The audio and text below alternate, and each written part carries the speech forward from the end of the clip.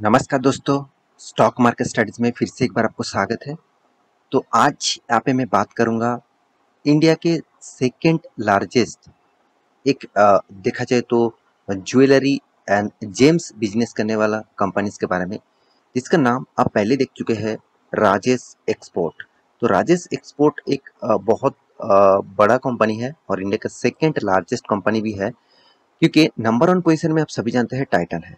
देखिए टाइटन का ज़्यादा से ज़्यादातर बिजनेस ज्वेलरी के ऊपर है। मतलब इसका 3 सेक्टर से बिजनेस चलते हैं, जैसे ज्वेलरीज में है, साथ ही साथ वॉचेस में है, साथ ही साथ आई वायर्स में है।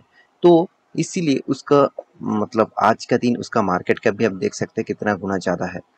Same to same Rajesh export भी एक ऐसे कंपनी है जो ज़्यादातर ज्वेलरीज और जेम्स के ऊपर काम करते हैं। तो आज इस कंपनी के बारे में बात करूंगा, क्योंकि पिछले दिनों में एक कंपनी के ऊपर बहुत बड़ा गुड न्यूज़ आया था और उसी के बेसिस से स्टॉक में अराउंड 5% तक तेजी देखने को मिला। तो आप सभी जानते हैं पिछले दिनों में मार्केट किस तरीके से गिर चुके थे।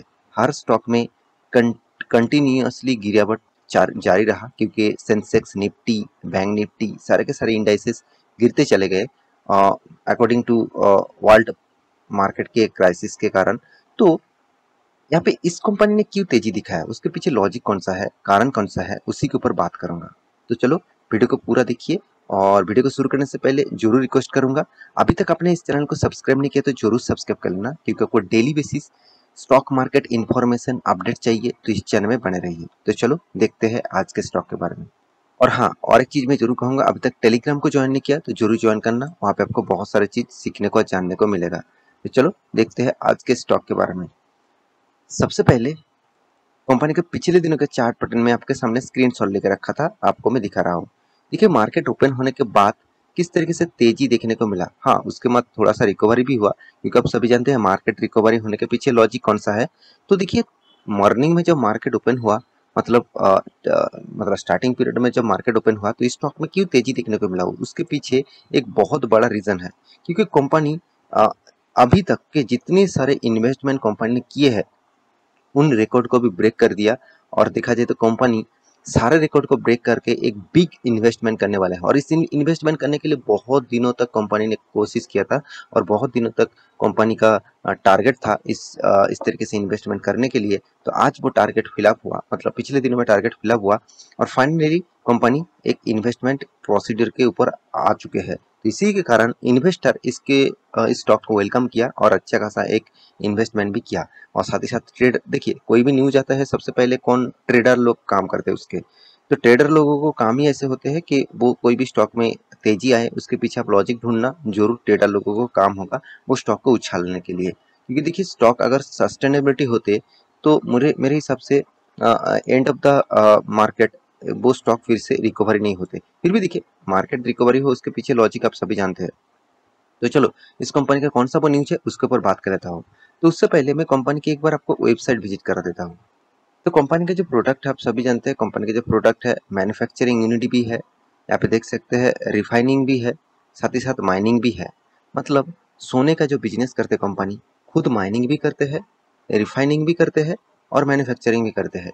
साथ ही साथ रिटेल कस्टमर को बेचते भी है, होलसेल को भी बेचते हैं, साथ ही साथ एक्सपोर्ट भी करते हैं। ये कुछ चीजें जो कंपनी को एक पॉजिटिव बनाते हैं। क्योंकि देखिए कंपनी का बिजनेस जो मॉडल्स है, मेरे हिसाब से बहुत अच्छा खासा मॉडल्स कंपनी बना के रखे। कंपनी देखिए गोल्ड का भी बिजनेस करते हैं, साथ ही साथ और भी बहुत सारे मतलब बिजनेसेस कंपनी के हैं। आप चलो एक एक करके मैं आपको दिखाई देता हूँ तो कंपनी कौन सा बिजनेस के ऊपर है।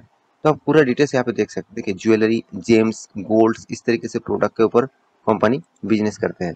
तो आपको इस कंपनी के ऊपर फोकस होना चाहिए, क्योंकि कंपनी का जो बिजनेस का मॉडल्स है वो देखा जाए तो फ्यूचर ओरिएंटेड है। और आप जानते हैं गोल्ड का प्राइस कितना भी बढ़ जाए, हमेशा लोग उसके ऊपर खरीदारी कंटिन्यू करते ही रहते हैं।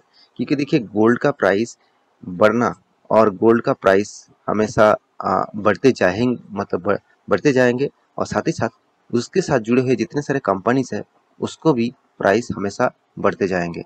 तो ये एक ज्वेलरी बिजनेस करने वाला कंपनी है, एक मैन्युफैक्चरिंग खुद खुद करते हैं, माइनिंग भी खुद करते हैं, रिटेल को भी खुद बेचते हैं और होलसेलर को भी खुद बेचते हैं, और बहुत सारे कंट्रीज में एक्सपोर्ट भी करते हैं। तो यही एक कंपनी की सबसे ज़्यादा खासियत है। तो इसीलिए कंपनी देखा जाए तो इंडिया का सेकंड लार्जेस्ट इस फील्ड में मतलब जेम्स एंड ज्वेलरीज फील्ड में सेकेंड लार्जेस्ट कंपनी है। आप खुद ही देख लीजिए टाइटन के बाद कंपनी किसका नाम आता है, राजेश एक्सपोर्ट का। जो देखा जाए तो कंपनी 16,000 करोड़ का मार्केट कैप है। तो छोटा कंपनी आप बोल सकते हैं, फिर भी कंपनी काम बड़ा कर रहा है, क्योंकि कंपनी का हर पैरामीटर आपको दिखाऊंगा, बहुत शानदार लगेगा। उससे पहले आपको कंपनी का गुड न्यूज़ दिखा देता हूँ। देखिए कंपनी का जो गुड न्यूज़ है वो एक्चुअली मैं आ चुका हूँ द टाइम्स ऑफ इंडिया के ऊपर। तो मैं थैंकफुल हूँ इस कंपनी के ऊपर अच्छा खासा एक न्यूज पब्लिश करने के लिए। तो पूरा क्रेडिट इस वेबसाइट के ऊपर जाता है। तो अभी क्या बता रहा है, तो Rajesh export to invest ₹24K मतलब 24,000 करोड़ इन्वेस्ट करने वाला है। पुटिंग आप इंडिया फर्स्ट, यहाँ पे देखिए अमलेट डिस्प्ले फेब्रवरी फेब इन तेलंगाना, मतलब तेलंगाना में अमूल डिस्प्ले करने वाला है।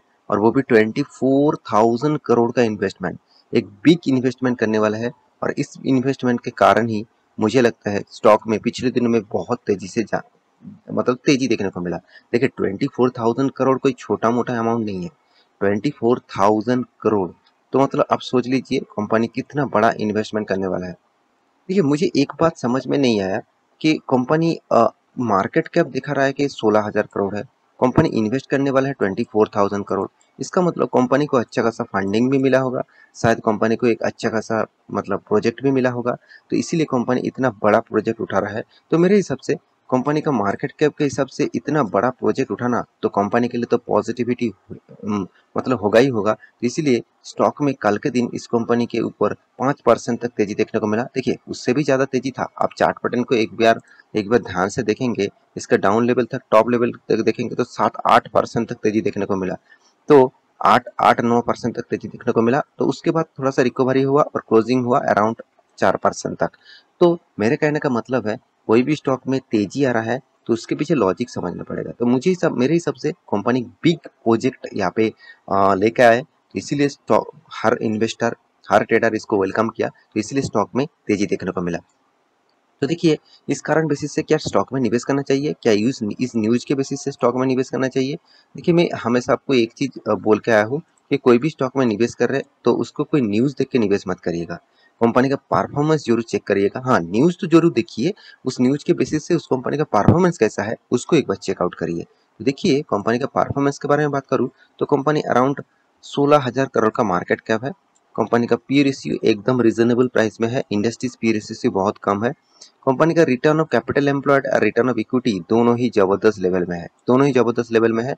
साथ ही साथ कंपनी का जो कंपनी का जो डेप्थ ऑफ इक्विटी है, मतलब कंपनी का जो डेप्थ ऑफ इक्विटी है वो ना के बराबर है, क्योंकि 1,000 करोड़ का कंपनी इनकम किया है और कंपनी का डेप्थ है 800 करोड़ का, मतलब एकदम ना के बराबर कंपनी का डेप्थ है।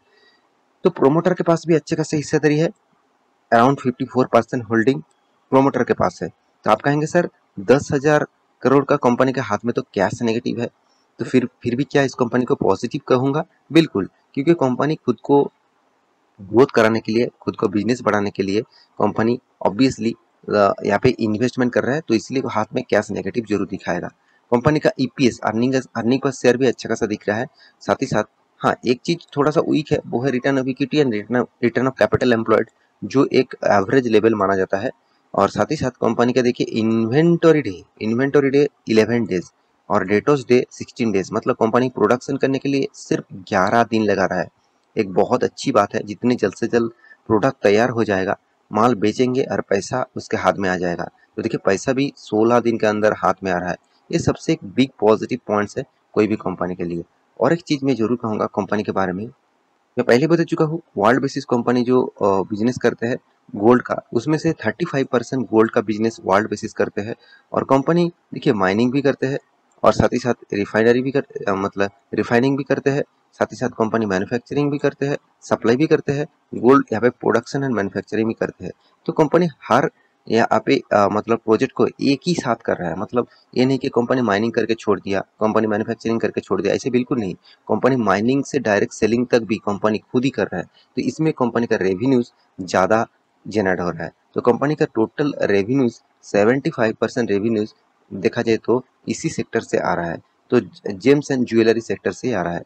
तो टोटल जियोग्राफिकली आप देखेंगे तो कंपनी बहुत सारे कंट्रीज के साथ बिजनेस कर रहा है, जैसे इंडिया के साथ 19%, नॉर्थ अमेरिका में 18% रेवेन्यू कमा रहा है और मिडिल ईस्ट में 14% और यहाँ पे देखिए फेयर ईस्ट के लिए 13%, चाइना में 7%।